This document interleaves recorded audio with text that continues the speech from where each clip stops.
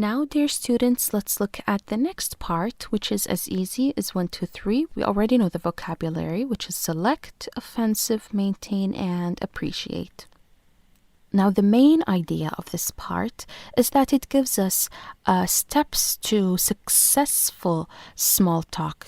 All right, so it gives us steps to how to make effective small talk and how to make small talk lead to something much bigger, or lead to you getting the job.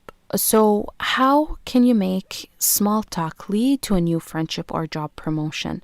This part aims at answering this question. It gives us steps. First off, find common ground, or find common interests, the same meaning. Find common ground, find common interest. Now, the first step is that you have to select something around you that you share with the other person. At a job interview, look around the room for common interests or for common ground. Perhaps the interviewer has a photo of his children on his desk. So when the interviewer has a photo of his children on the desk, and if you have kids, you ask them, oh, you have kids too? So when you say too, it suggests that you also have kids and that you have this shared interests or common ground, which is kids. Now, the next step, it tells you over here, keep the conversation going. So don't stop talking.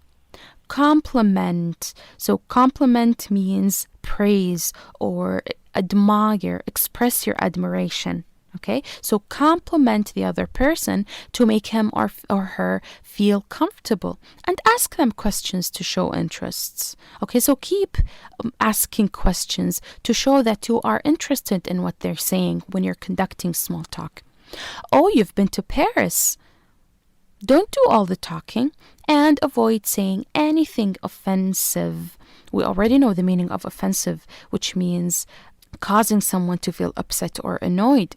So avoid saying anything offensive that might make the other person feel awkward or feel uncomfortable. It could create a negative impression and possibly end the conversation. So avoid saying anything offensive. And then the third part over here, it tells us, or the third step tells us to maintain eye contact. When you look people in the eye, they feel you appreciate what they are saying. Maintaining eye contact is important. It makes you appear honest and builds trust. Without trust, a relationship cannot develop, say experts.